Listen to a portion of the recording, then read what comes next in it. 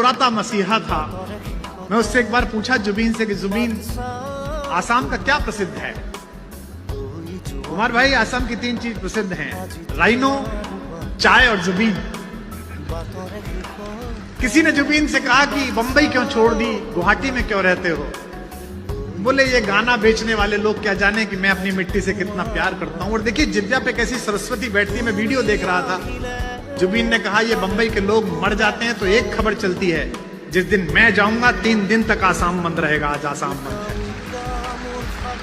मैं चाहता हूं कि मेरे उस यार के लिए, मेरे मित्र के लिए और आसाम की उस शानदार आवाज के लिए, पूर्वोत्तर के उस बेटे के लिए, हैदराबाद के सुदूर अंचल में हजारों लोग इस हॉल में बैठे हुए हैं, एक बार दोनों हाथ उठाकर जोरदार तालियों के साथ जुबीन को याद करें।